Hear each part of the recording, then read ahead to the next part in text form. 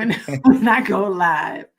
Oh my gosh. Hey everybody. I'm just sitting here having a good time. Hello everyone. I want to welcome you guys to Healing Conversation. My name is Alicia Watkins. Do y'all know who I am? I'm a licensed clinical social worker. I am a licensed clinical social worker. I am a college professor teaching. I train adults how to become therapists. That's my full-time job. I don't know if y'all realize that. But here tonight, I want to welcome everybody here tonight. I want to talk about a topic that I have been desired to speak about for quite some time, and it's about Black men in marriage. I am just curious about why there's been such a negative view of marriage by Black men. Like, y'all in the chat, I want people, I see y'all joining us. I see y'all coming in. As you come in, please tell me and write in the chat, what are the reasons why Black men are so scared of marriage when marriage benefits Black men in so many different ways? I was looking up these statistics that says that only 30% of Black adults are married. Half compared to nearly half of all United States adults. So we are lacking in marriage when marriage benefits us, our families in so many different ways. Why is it? Currently, half of Black adults, 46%, have never, ever been married. So we're not even doing this. I think these numbers are just like overwhelmingly interesting, and I really want to unpack this today. Sometimes we get these stereotypes about each other, Black men and their willingness or unwillingness to marry, because I'm not going to ask no man to marry me. It's got to take the man to ask the lady. Anyway, so I really want joining me today to talk about this topic, and I'm so happy to have him here today. His name is Edward Fairley. He is a speaker. He's a relationship strategist, and he is author of this book. It's called Handbook for Increasing Your Relationship IQ. Y'all see that? That's his name of his book. And he's creator of the No Love board game simulation, which I also have too, by the way. Hello, board game simulation. Hello. He's been married for 20 years, so he ain't scared to be married. So I just want to welcome Edward. Welcome to Healing Conversations. What do you have to say? Why do Black men still believe in marriage, or do they not? What's going on? I don't know that they do. I mean, we're talking about perception here. Statistics show that you said 46% are not even getting married. Never married. There's a lot. Now we say that, but are they playing married? There's so much data that we don't have. Are people living together? Are people having a relationship together, but they don't have the legal paperwork? We're missing so much data to draw a conclusion off of stuff that we just don't have information for. So there's a lot of things that I have to ask about that. Some people, they're upset or they're concerned about getting married with the concern that they could lose something if they get divorced. So they don't put in the legal paperwork, but yet they're living like spouses. They call them, that's my old lady. They've been together for 20 plus years. How many common law marriages do we have out there? So numbers are very, very skewed when it comes to stuff like that, to where it's really hard to make decisions or conclusions like that. And also perception is, like, if you ask a person like me who's always around married men, I could assume that all Black men want to get married because that's who I hang around with. They say birds of a feather flock together. So these are different things that I have to deal with, especially in my field. I'm a relationship counselor and coach. So do you think people that are coming to me are married, or are they going to be divorced? So my view would be skewed. So and not to mention, they're taking the time to invest in staying married. So all of these things don't, to me, suggest that people, Black men in particular, don't want to be married. And then there are Black men that ask for the hand of a woman to marry and they get denied. So it takes two. It takes two to tango, as you shared, and preferably it takes for the man to ask. But there are also men that get denied when they ask. So there's a Whoa, lot you to just unpack laid there. out quite a bit. I gotta agree with everything that you're saying. I was surprised by these numbers too. You're saying that these numbers, the percentages, are not reflecting Black relationships in its entirety. In entirety, that's correct. Yes. Now that I got to agree with, but there's something with the legal, just Yeah, legally marrying yeah. someone, because when I look at how marriage, not Mm-hmm. cohabitation, how Mm-hmm. marriage Mm-hmm. benefits Black men in general, Mm-hmm. men in general, and Black men specifically, how marriage benefits Black men. Cohabitating is not the Mm-hmm. same as I being agree. married. There's a difference there. And I wonder, is it psychological? What is there that's different? Because I know so many couples that I even see in my office where I'm just like, you got 3, 4 kids with this lady. Y'all been living together for 25 years. Mm-hmm. Mm-hmm. Don't you think your children need to see you wife up their mother? Like, what's going on? And the kids are affected by this. So there's got to be something to the marriage label that's different and apart from all other types of arrangements. I agree with you. So now we're pivoting into education. Ah, You would have to get the education of the person because you said that there's so many benefits. I guarantee you, before you share the benefits, if we were asked or polled the people that are listening, what are the benefits, they would not be able to list them.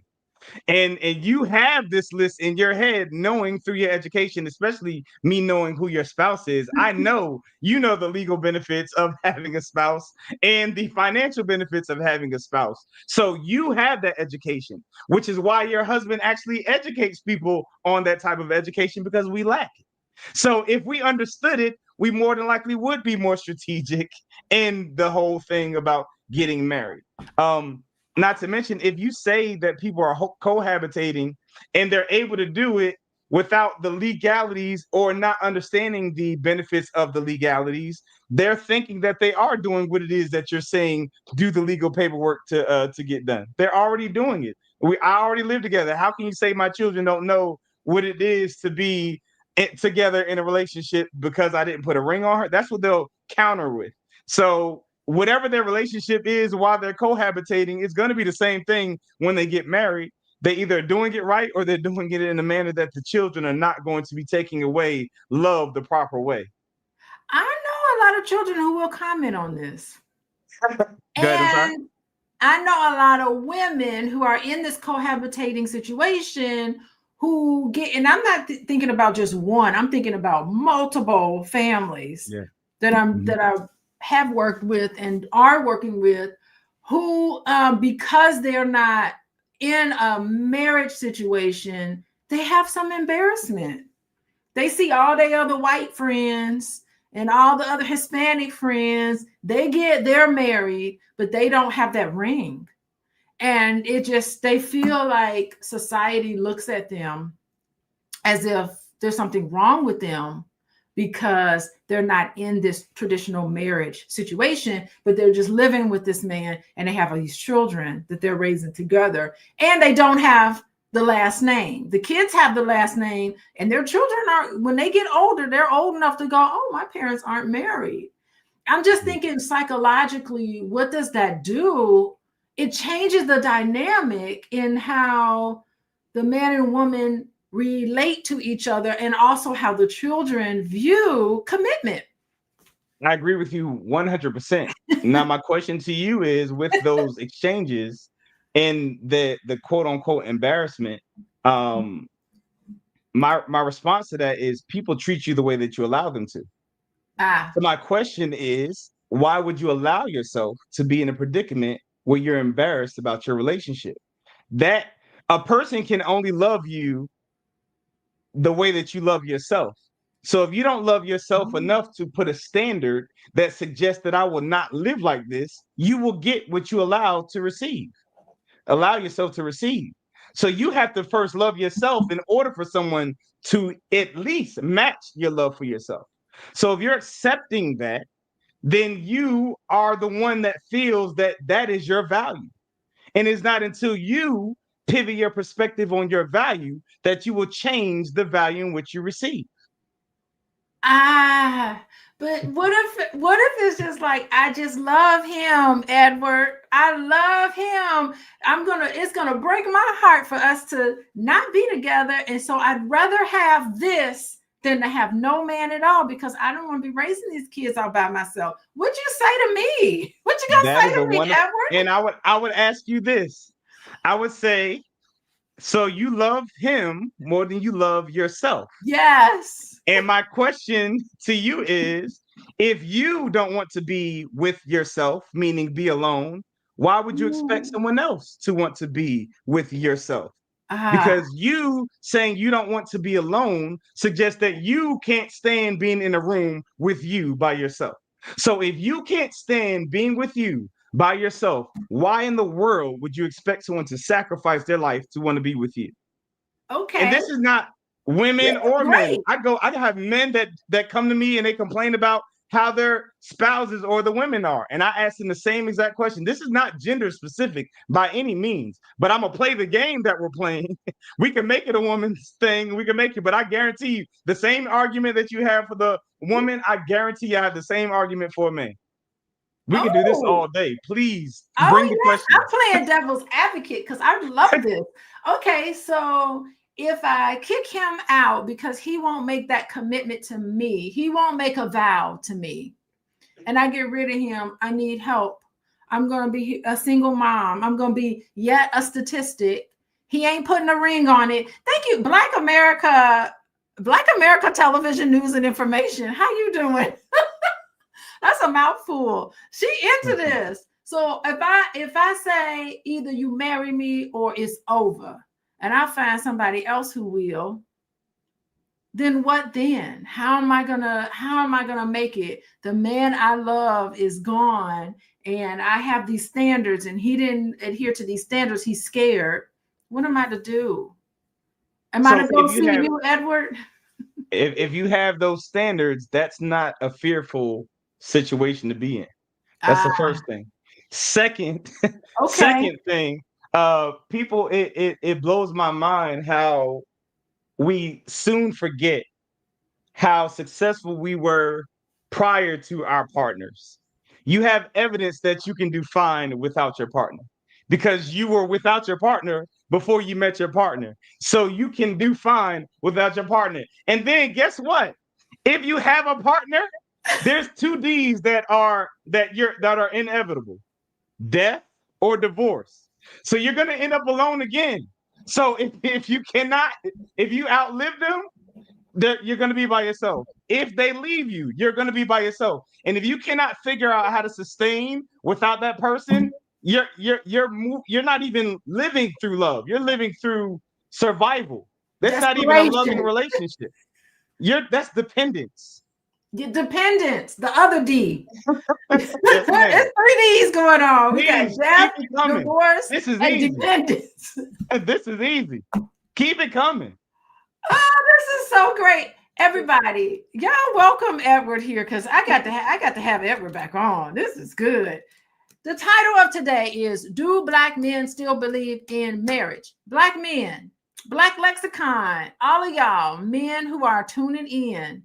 Do you still believe in marriage? Women, ladies, do y'all think men still believe in marriage? Let me know. We're talking, this is Healing Conversations. I'm here with Edward Fairley. Hold on a second. Let me tell you how you can get his website because I had to work on this. Go see him at howtofallinloveagain.com. That's how you reach him. And then, of course, I must tell you how to get a hold of me. Text love, LOVE, to 87948. Y'all be sure to do that. I do have conversations about healthy relationships, everything that Edward is talking about. I'm playing devil's advocate, and that's kind of fun. Go to draliciabookclub.com. We are going through a book called How to Be an Adult in Relationships. And it is about, we're talking about commitment and deepening our Good. love. So we're right on chapter 8, going into the final chapter. So be sure to go to draliciabookclub.com. The book club is free and we meet Sunday night. Ha. And if you want to work with me, you can come to me, talk to me at coachingwithdralicia.com.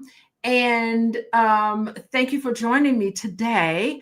I want y'all to go over to my Instagram, Coaching with Dr. Alicia on my Instagram.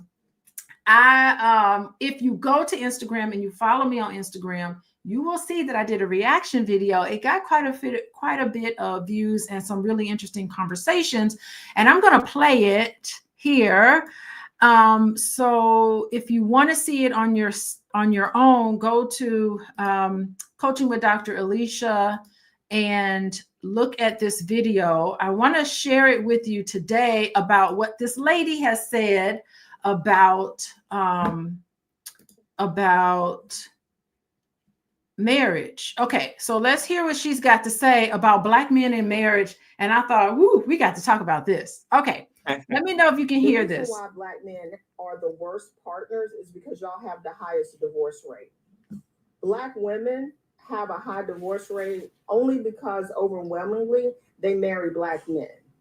But when you take the coupling of a Black woman and a Black male out of the divorce statistics, Black women have the lowest divorce rate of any group of people, with a Black woman and a white male pairing having the lowest divorce rate of all groups.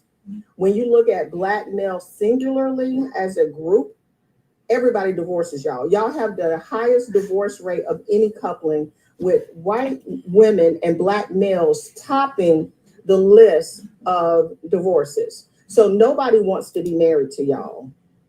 And once someone marries a Black woman, they stay married to us. That is why y'all are the worst partners. And I don't need y'all coming in my comment section talking about where did you get this information. Just type in who has the worst divorce rate. When I type it in, like 6 legitimate websites came up with those stats. So if you want to find the information, it is readily available. But yeah, that's why nobody wants to be married to y'all. Y'all have the highest divorce rate of any group of people. And Black women, when we exclude y'all, we have the lowest. So it is what it is. Oh, the reason. What do you think, Edward? What is happening? What is this? First of all, is this accurate? Is she right about this? Do you know? That's her perspective. Okay. Typically, I don't even entertain a post like that, but for the sake of this show, like you said, devil's advocate, I will lend my energy to it. Okay. So first thing I'll point out is when people share statistics, you have to be mindful that they are sharing statistic to prove a point that they want to prove.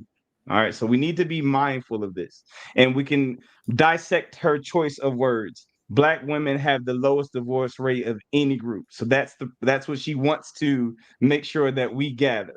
And interestingly enough, she fits in the category as a Black woman in this said group that she wants to give kudos to. Then she says, well, I'll take this a little step further. First thing is, every time that I hear a statistic being shared, I've never seen or met a person who shares a statistic that was actually polled in said statistic. I've never in my life, and I've been doing statistics for a long time, I've never in my life met a person that brought up a statistic that actually was polled in the statistic. Now, I saw her hand based off of how cameras work. I can't tell if she is married or not. But it seems that if she is married, that it seems like her agenda is to either push the mixing of marriage, because she said white men and Black women, they seem to have the success. Now, again, to further identify her push agenda with her sharing, she says,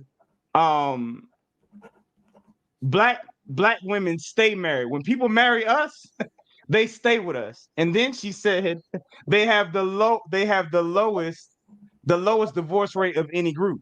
So the lowest versus stay with us are two contradictory statements. There wouldn't be a percentage to have a divorce rate if they stay with y'all. That means y'all will be at zero when chosen. So again, you have to pay attention to the agenda. For example, when people, especially oftentimes when Caucasians, they bring a statistic to me, they typically will say a percentage for them, and then they'll give this long number for us because they're trying to shy away from the percentage that makes them look good, and they want us to lean on the number that makes us look bad. See what I mean by the positioning and how we present information. So just to watch that exchange, first and foremost, I call her bluff. I actually went and I looked it up.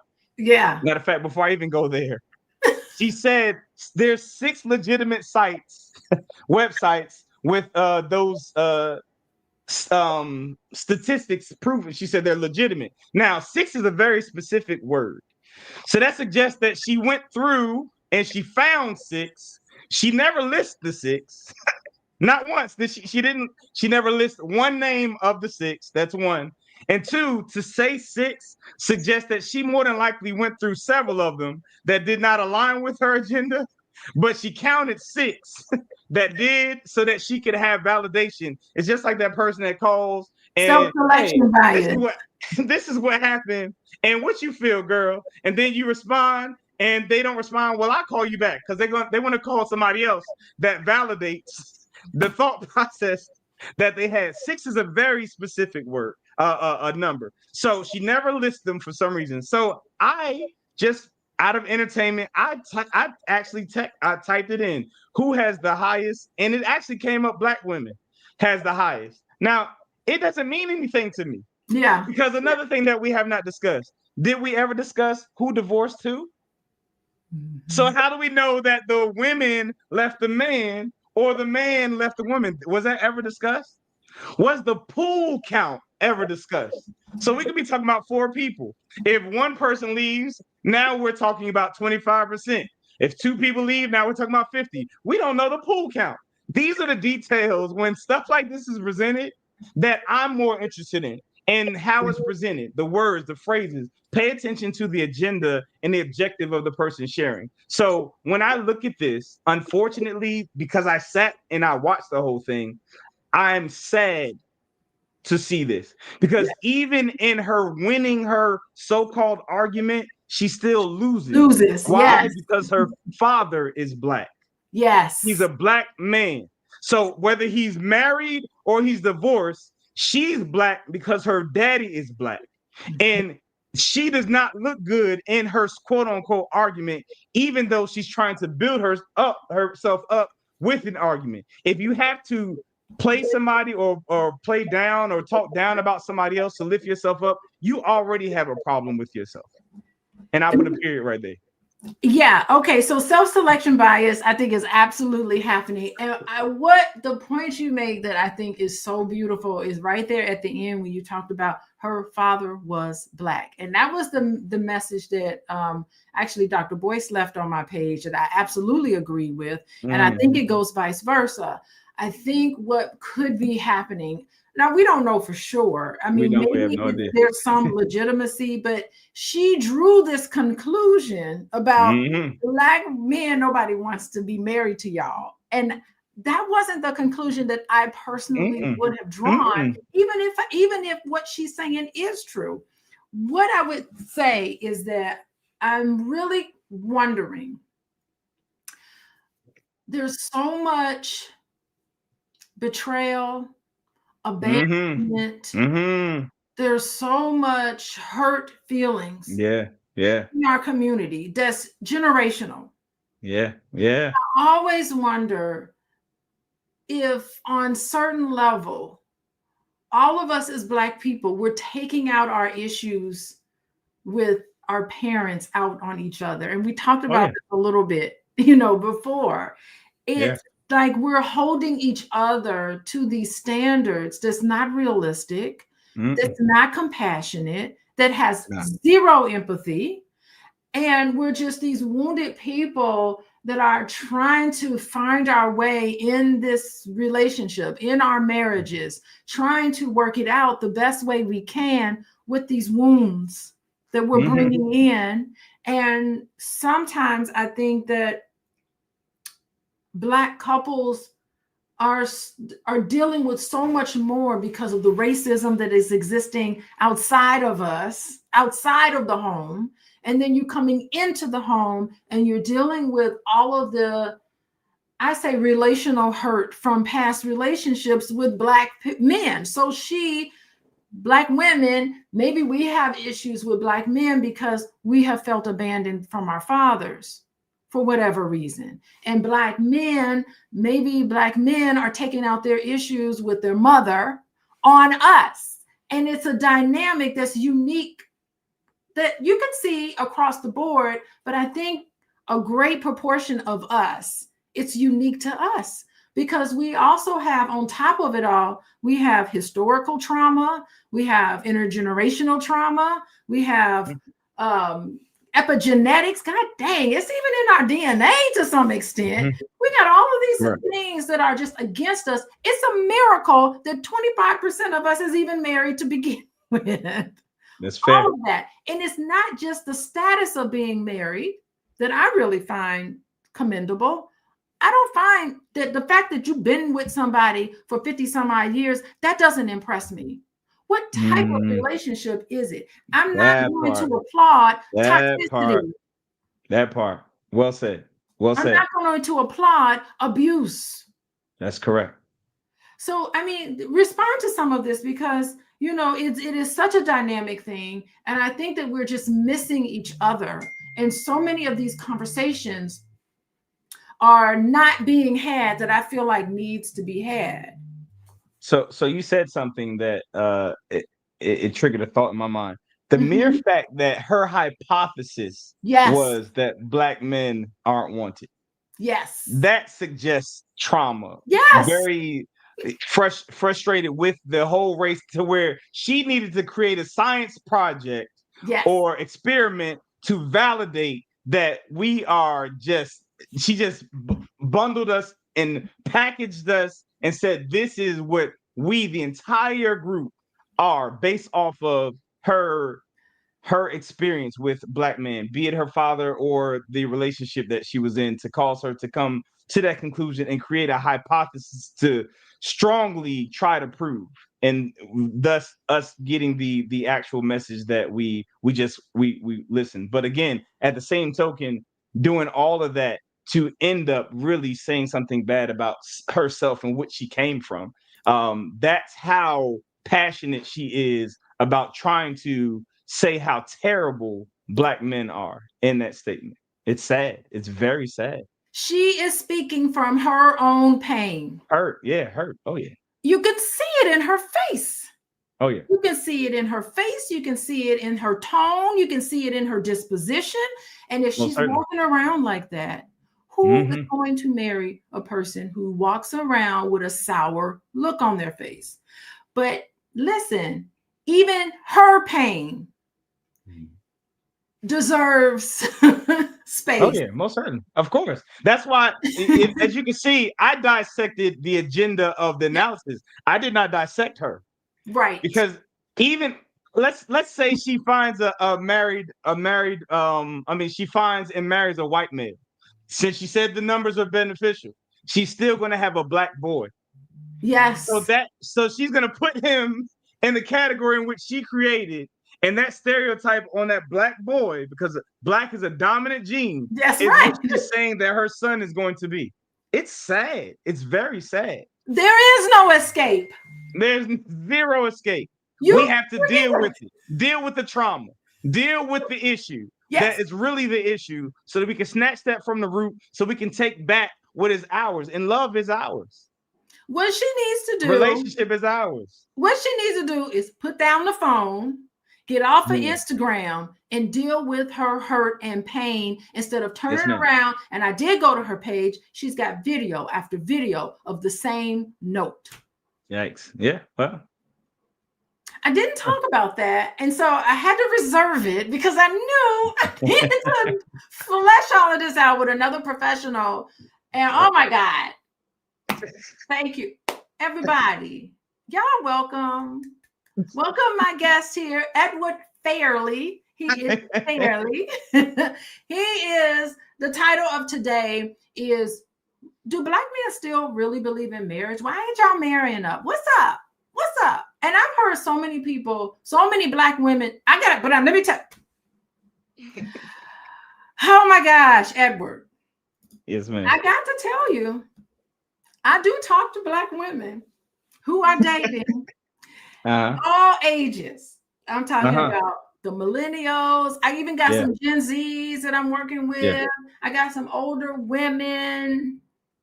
It's hard. What is going on? Do Black men feel comfortable in this dating relationship? Do they feel that they can find a woman and get married? I feel like Black men have so many choices to make because they're outnumbered. There's all of these choices to make, but yet again, they're still lonely. They go home to a house all by themselves. They don't really feel seen and heard. They don't feel like they have somebody around them that truly knows them. What do you take from all of this? What do you get from this?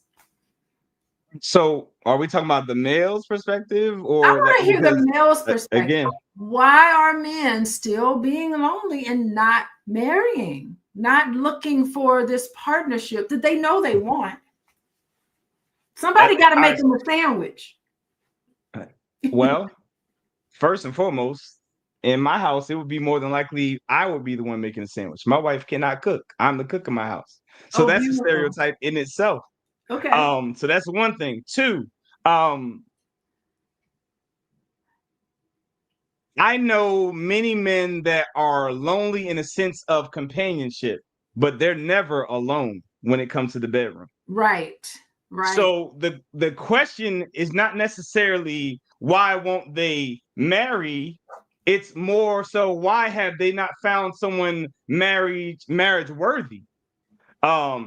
Because of the simplicity of getting. I have one thing about this pool, just like you said, women are dating and all. I hear from men, and it's very.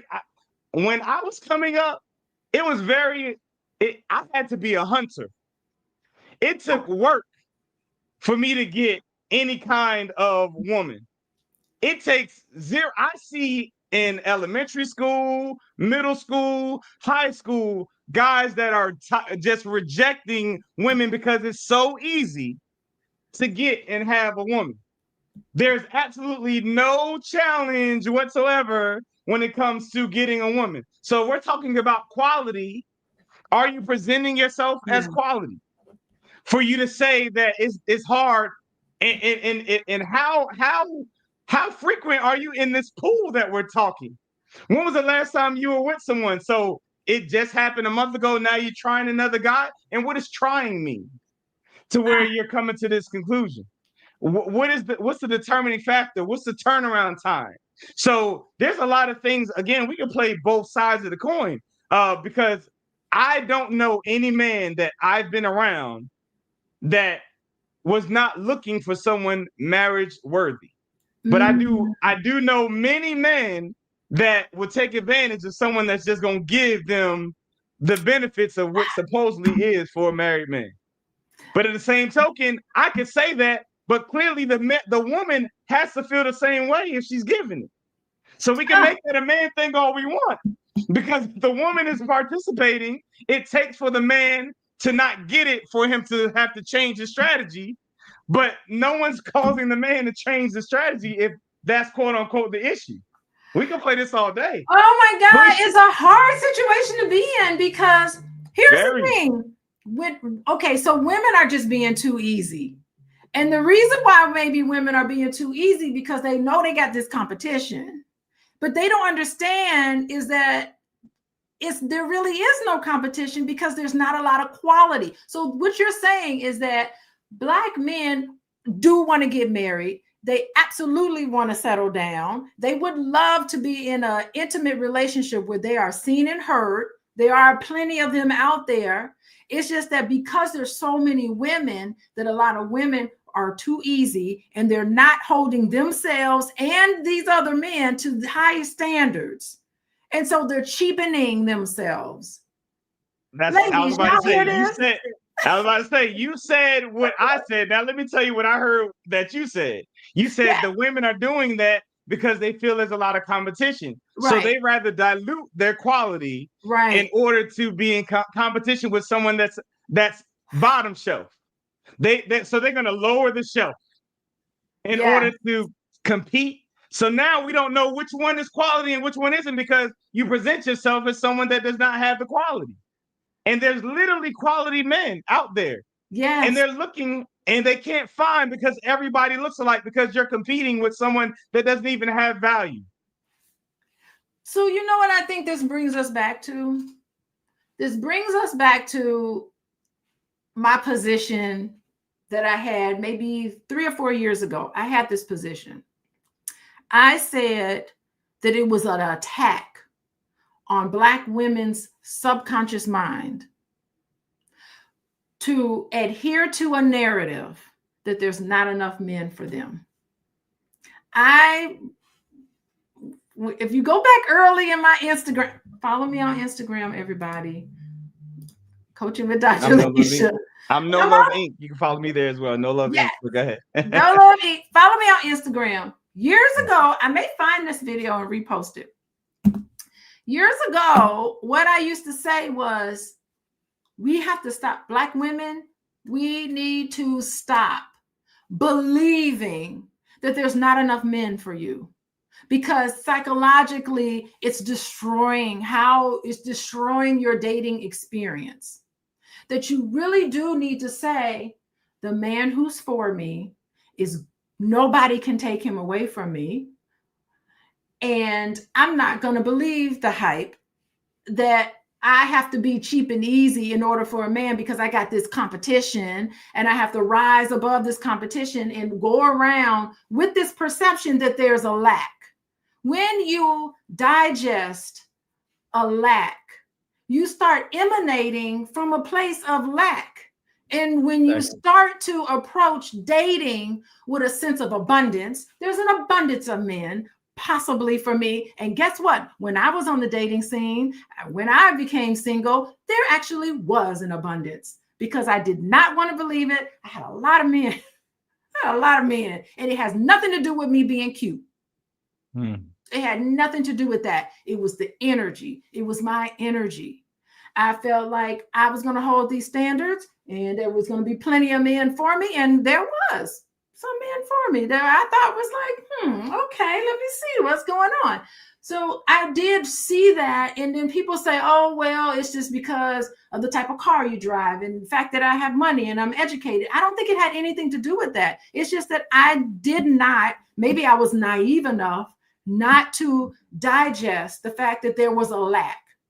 Maybe there's a subconscious attack on Black women by telling Black women there's not a lot of men out there. Because what I'm hearing from you, Edward, y'all know Edward, y'all see his name. What I'm hearing from you, Edward, is that there are plenty of men who would love to settle down, who, yes, there's a lot of women, but they're looking for a certain, women who hold themselves to a standard, not to be easy. They're looking for quality women.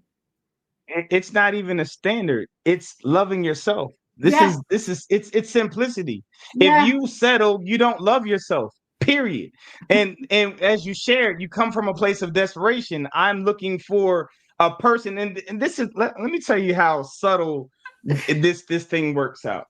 Okay. We literally say, I'm looking for my other half, or this is my other half.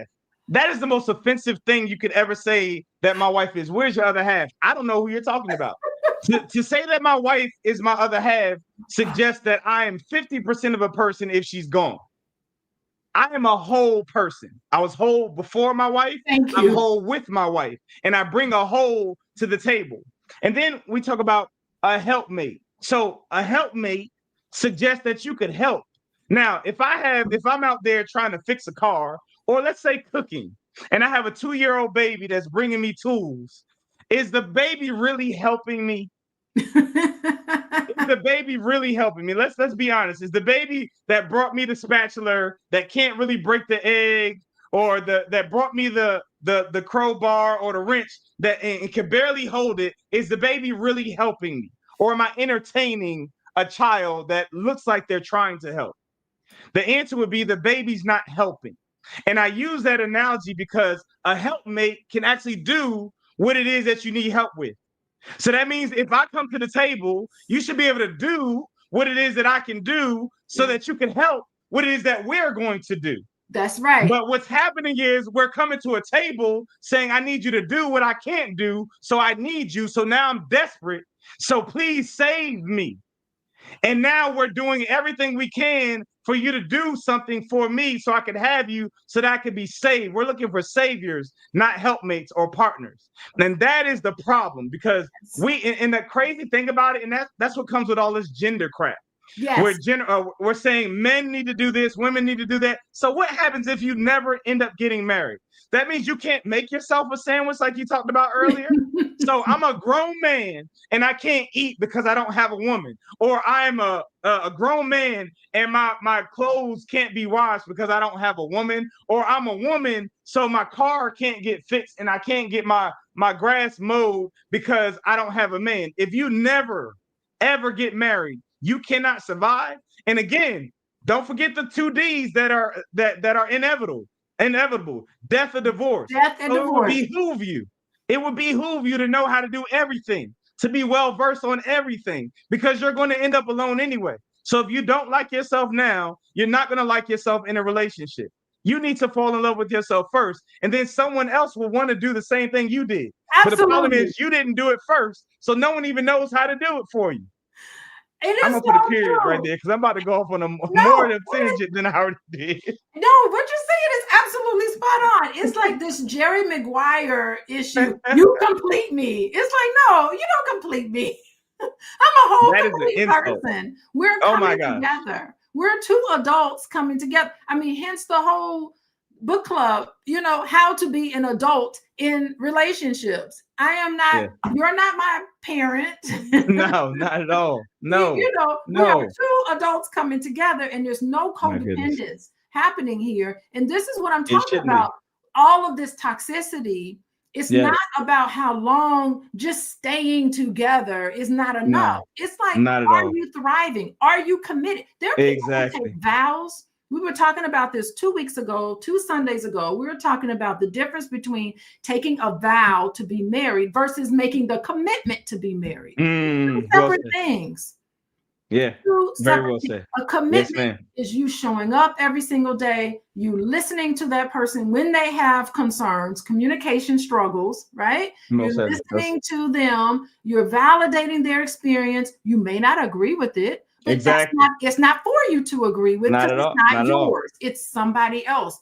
Your partner is not an extension of you. Your partner is an entire person with their own thoughts and feelings. I love that. I love that.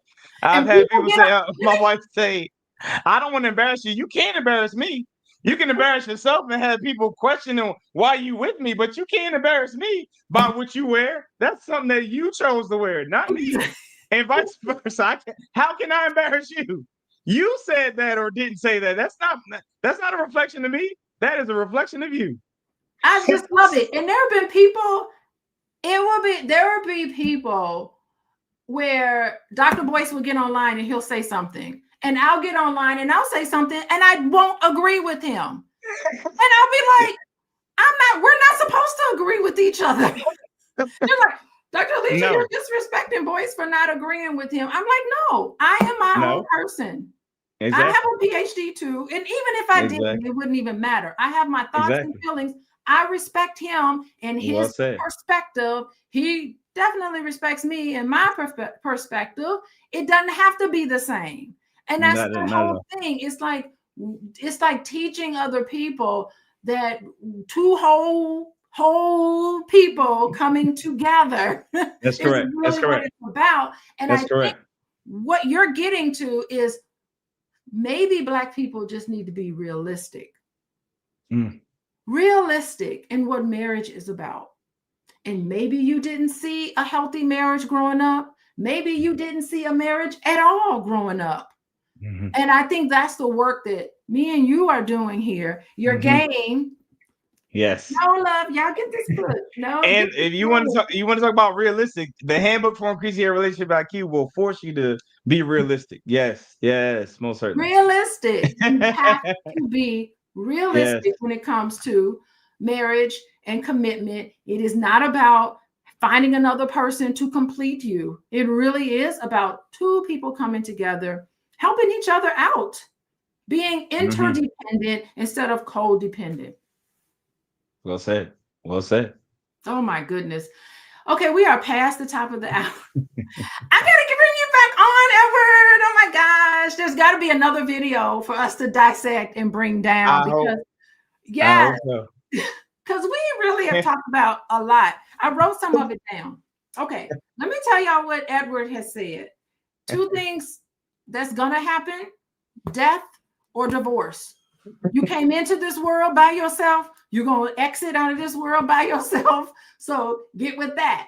Oh, I think the biggest takeaway for everybody is to love yourself. Oh my goodness. Really fall in love with yourself. Please. That's how somebody else is going to fall in love with you. I think that's true. A good takeaway for me would be stop believing the hype. I mean, stop thinking that there is, okay, yes, we know the numbers. Don't let that digest in you and affect, change who and what you are. You know, you really have to have quality. There's too many women and not enough quality ones. How about that? How about you become quality? That's correct. Yes, you ma'am. Want to add to today? Honestly, like, speaking of numbers, don't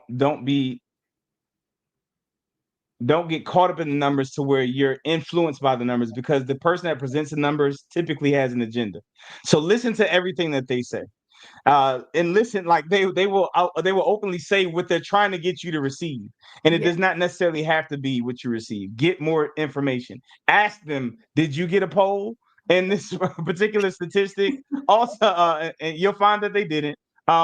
Also, find out what the pool is, or what caused them to even go on that route or the journey of their hypothesis to make said statement, or try to push an agenda or objective. So love yourself is the biggest thing. Loving yourself solves all those other problems. Settling, all that, because you would not settle. I always tell people, you should. People say, well, when should I start dating? You should not start dating until you love being by yourself. When you love being by yourself, you will not settle for anything, because you're not going to add chaos to your peace. You just won't do it. You're going to be very selective and intentional about who you add to your life. If you're adding chaos to your peace, is because you did not like being alone. And to not like being alone suggests you do not like yourself. So why or how dare you expect someone else to want to do it when you have yet to find the love of yourself? And I'll put a period right there. Yes, I think that's great. And I think what you're talking about is some critical thinking skills. Have some critical thinking skills when it comes to just digesting numbers. I love Carla's statement. You need to be careful with whom you allow to provide you relationship and marriage counseling. I'm a licensed therapist. I am trained in the Gottman method. I'm trained in have you heard of Terrence Real? The relational method. He's really good. He's one of the very first people who wrote a book on men and depression. Oh, wow. His name is Terry Real, Relational Life. That's a really good one. And I'm also trained in the late great Sue Johnson. Y'all get her book called Hold Me Tight. It's a beautiful book about attachment. And I referenced attachment. A lot of the attachment reference that I talk about came from Sue Johnson, who says, you just working out your issues with your mama on your wife. Sue Johnson, in a nutshell, that's what she did. She has a whole training on it. And I've done a lot of that. So yes, you really do, Carla, need to pay attention. You do want to get someone who has some training in that area. And, I like paraprofessionals, But it all depends on what you're looking for. So how about, while we end for today, how about you, Edward, let everybody know where to find you. Let me put your website on here before you say goodbye. howtofallinloveagain.com.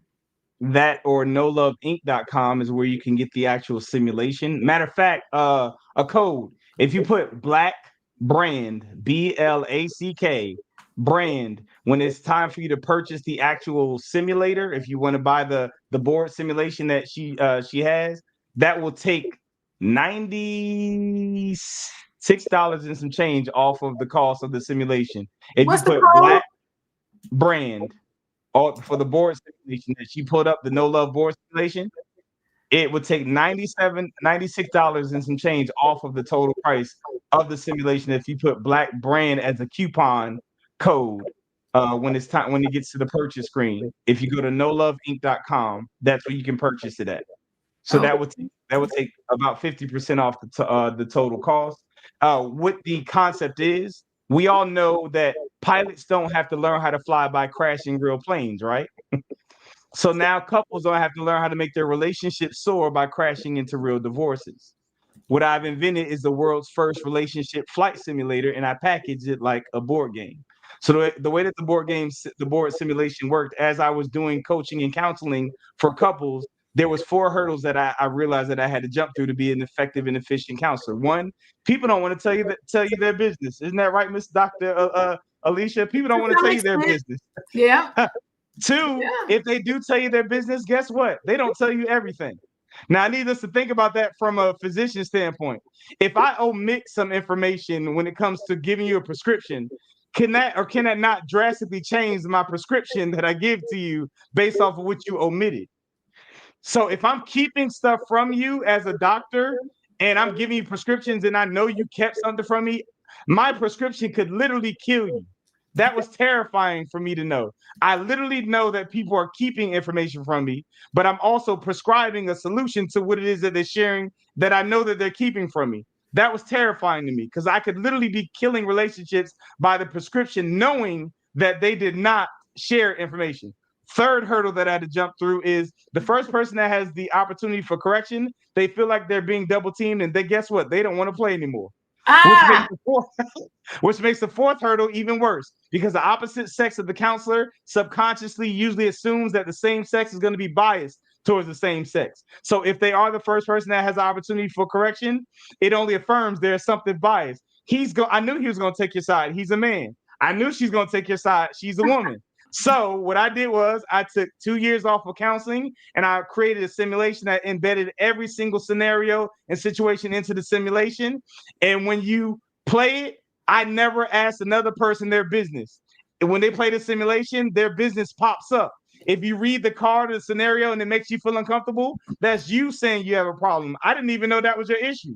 And we all know that in any 12-step program, the first step is to admit that you have a problem. So if you admit that you have a problem by the card making you feel uncomfortable, now you know that's your problem and you have the solution and the rooted cause embedded in a situation. Now you can self-counsel yourself without even confessing that you have a problem. That is what I've invented, and that is what that is. Let me tell you, I got to bring you back here because I would love to have a conversation about the fact that people do not think they are the problem. They want to point the finger at everybody else. They want to point the finger and they never want to look at themselves. That is a topic we must talk about next time. I'm bringing you back on here. Point the finger.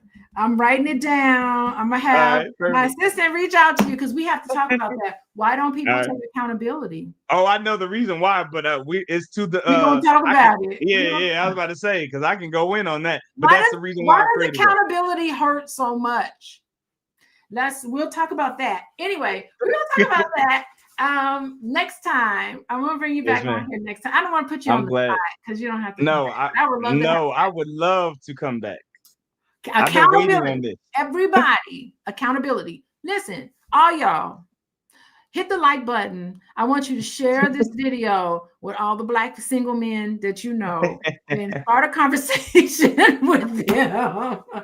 And not only this, share this video with the Black women who are single because it's some lessons in here for for them as well, for all of us. There's lessons in Yes, his for ma'am. all of us, but I'm glad you said particularly that. for those on a dating scene, because what Edward is saying is that Black men actually do believe in marriage. They want a quality woman. There's too many And vice versa. women, not enough quality ones. This is what Black men are saying. So they are open to it. Maybe the perception is that they don't believe in marriage because maybe they don't want to be married to you. That part. That's literally a landing space up there, by the way, on that simulation. You found the one that you wanted to be with, but you found out that they don't want to be with you. That's literally a landing space in that simulation. Ouch, that hurts. That hurts. That hurts. That's painful right there. I don't even want to. Okay, everybody. Thank y'all for being here. Let me just let y'all know. You know how to get a hold of Edward, howtofallinloveagain.com.